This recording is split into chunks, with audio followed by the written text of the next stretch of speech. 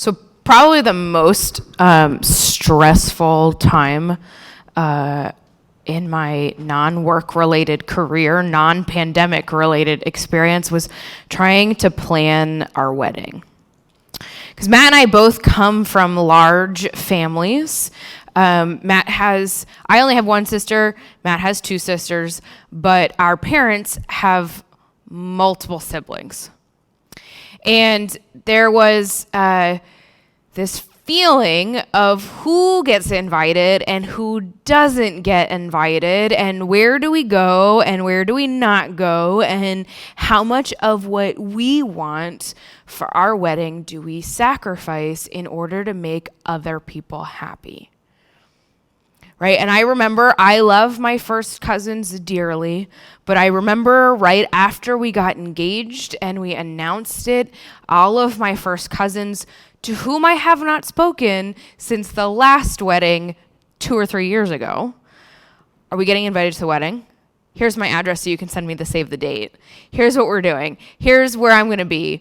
These are my available dates. Please try not to make your wedding during these months because I will be busy, blah, blah, blah. And there was so much stuff, and there was so much conversation about who do we invite and who don't we invite, who's going to get offended if they get invited and somebody else doesn't. And my grandmother, who I love more than anything in the world, is the queen of etiquette. She knows how to do everything and how to gracefully say no to people. And so I had to call her and say, Mama-san, how do I tell my aunt, who I have not seen in 10 years, and I saw her twice, and had not seen in 5 years before that, that she is definitely not invited to the wedding? How do I say that? Also, how do I tell my first cousins that while I love them and I want to celebrate with them at some point, that our wedding is going to be really small? And that already the 55 people I had on my guest list were way too many for me.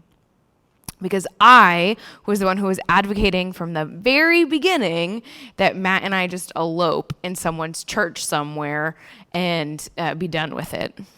That was my plan.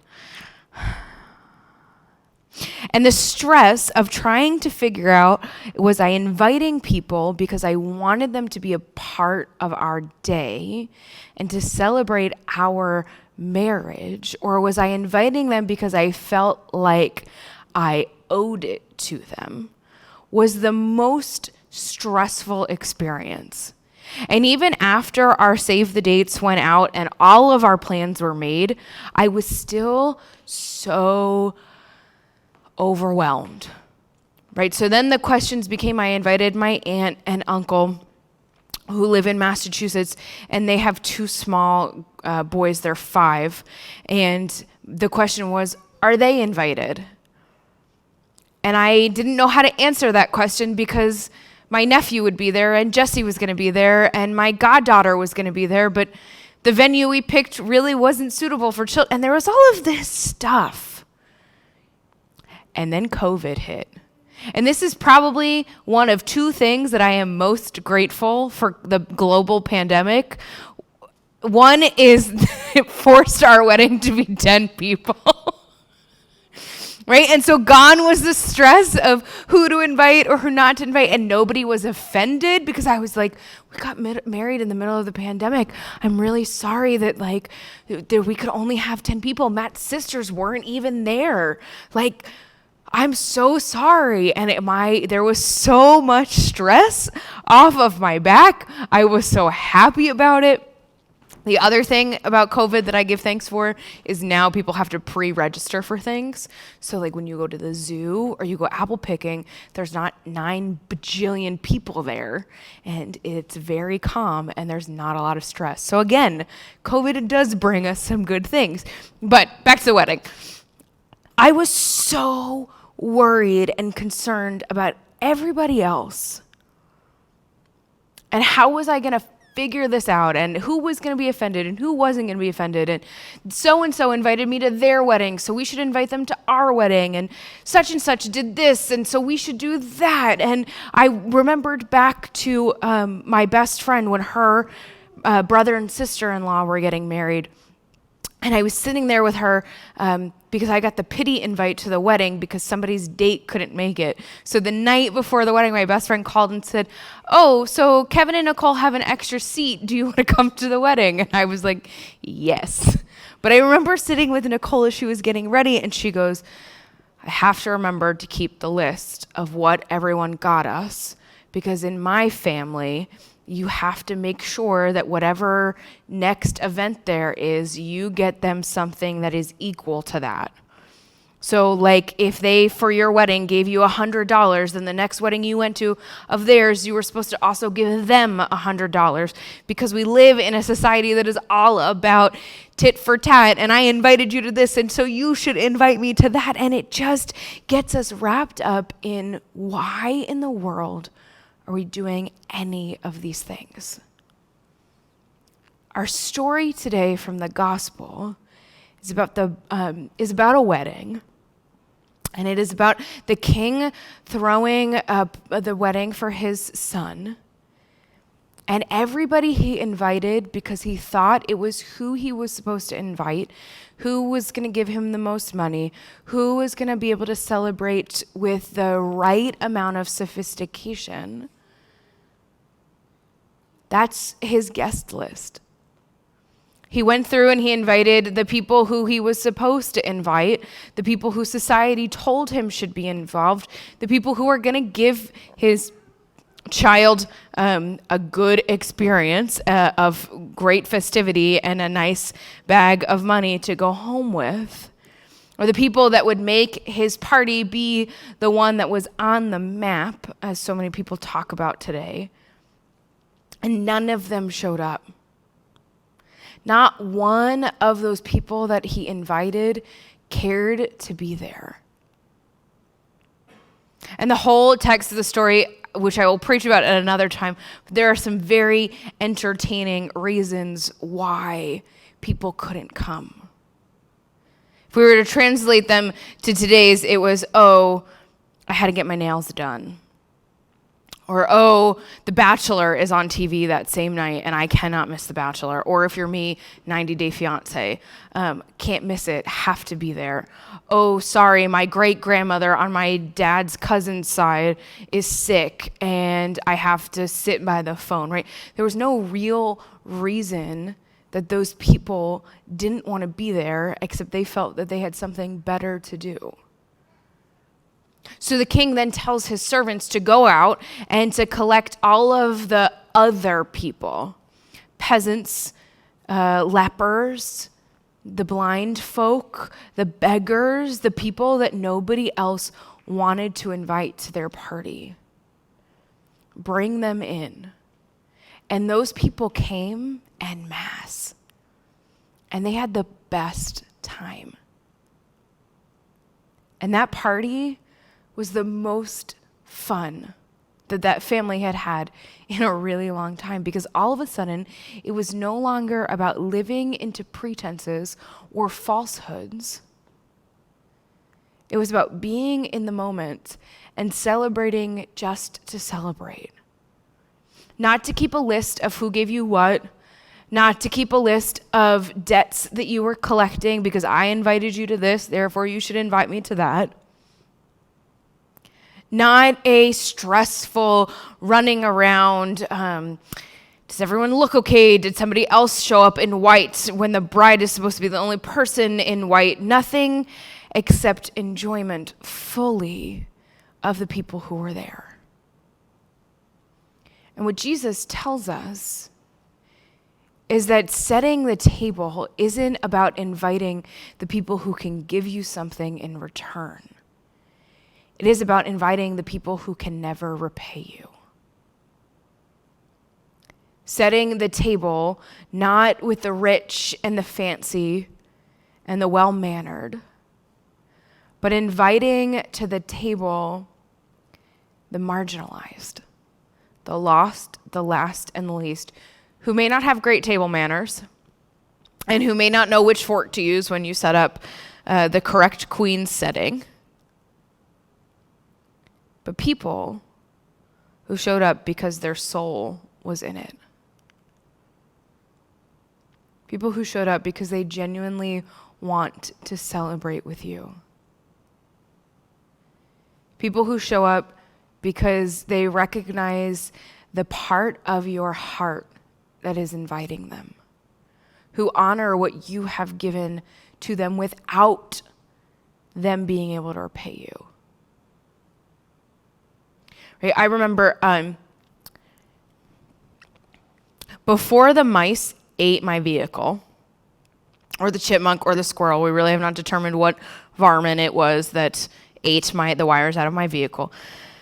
I had another very scary incident where it may have been a long time since my last oil change, which if I don't include that, my dad will yell at me.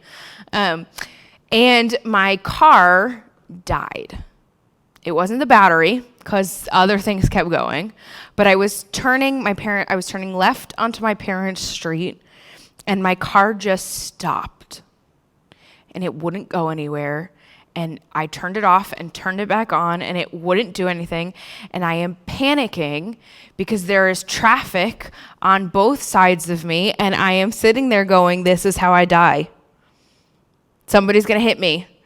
I have a bunch of Karens behind me honking at me, and I'm like, I'm sorry. In my head, I was like, I'm really sorry, people. I'd really love to move my car, except I can't, okay? If I could, I would not be here for I sat in that weird intersection for 7 minutes, and they were the 7 longest minutes of my life. I'm calling my mom and my sister, who I know are home, because I can see their cars and no one is answering the phone.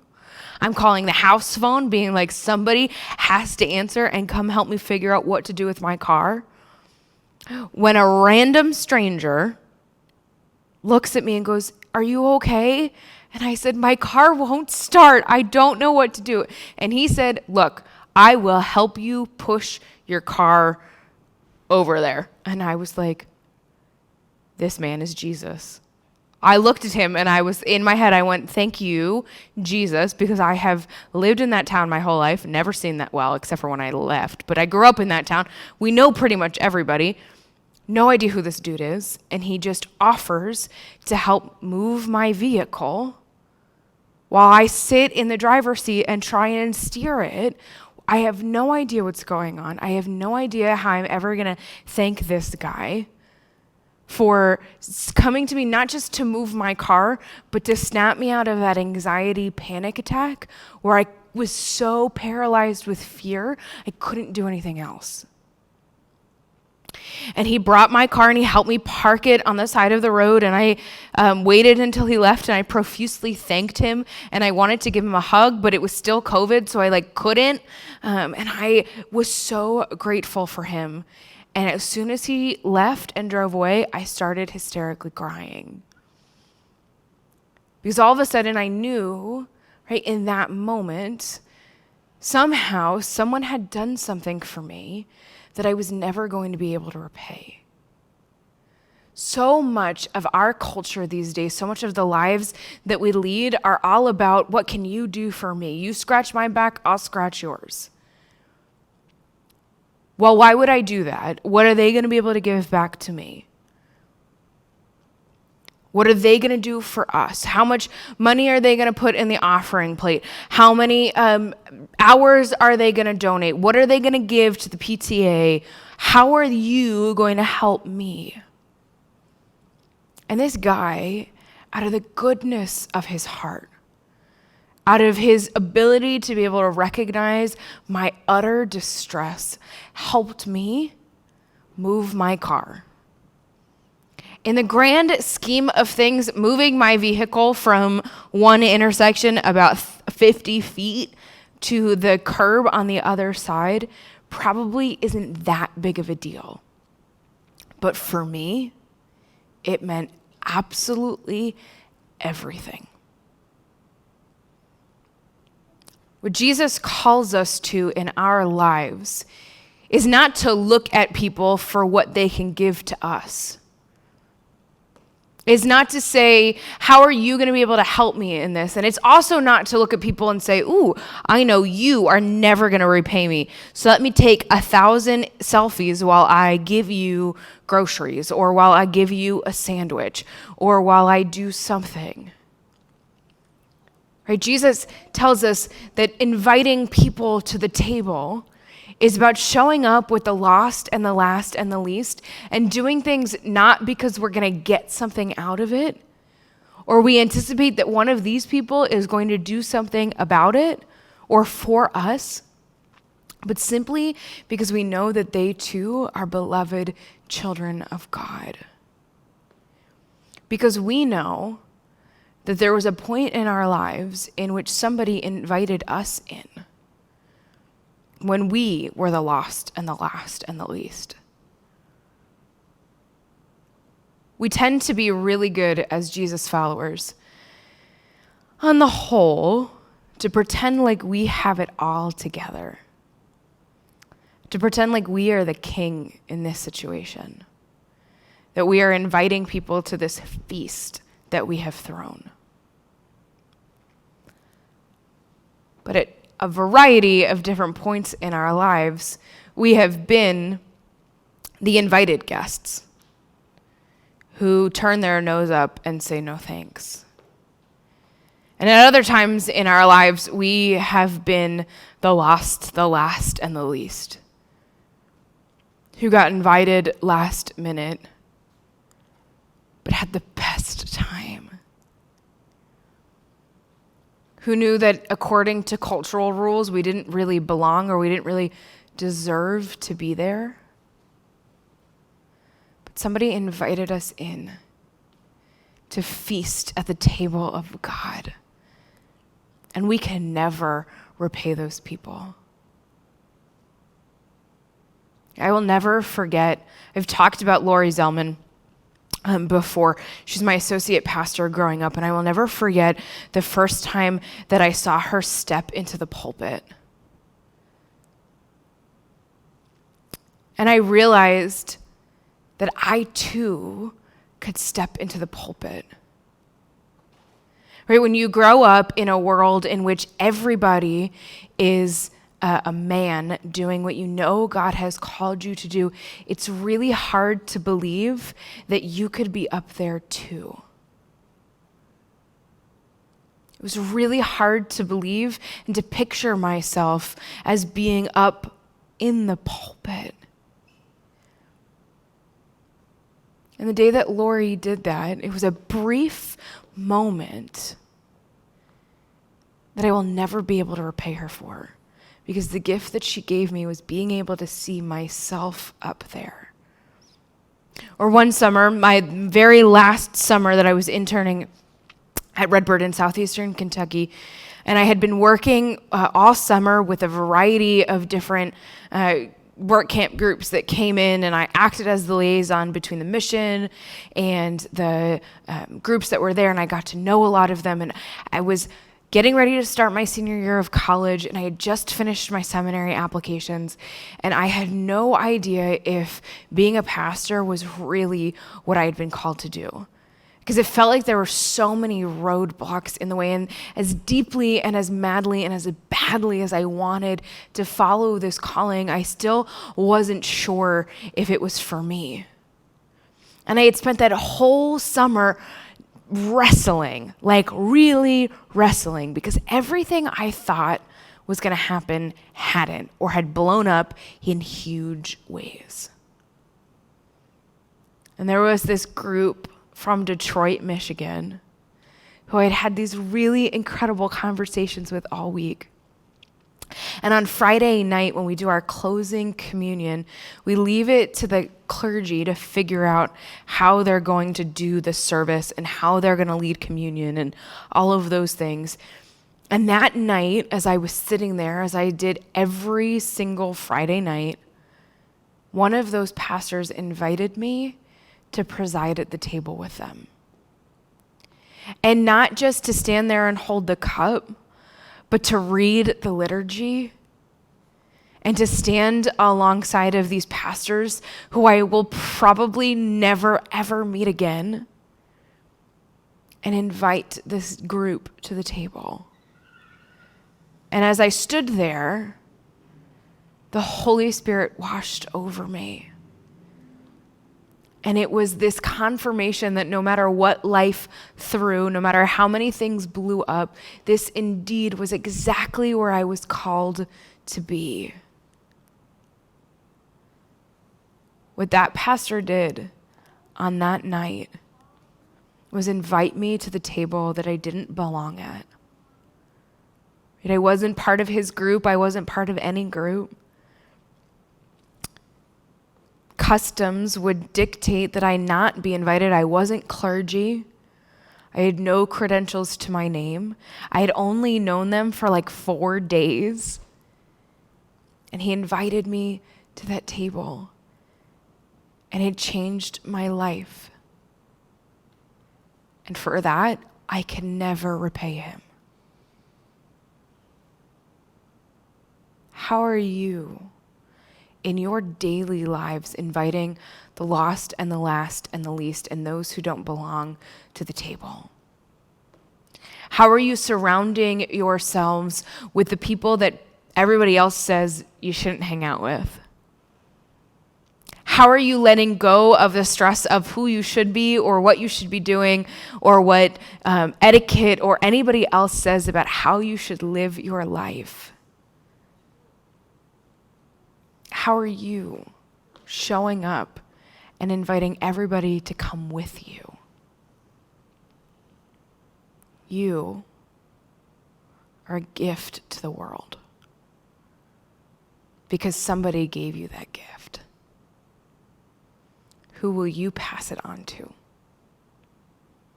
Who will you invite in and give place and meaning? Not because they can do something for you, but simply because they are who they are. Who's going to be at your dinner table tonight or any night? Amen.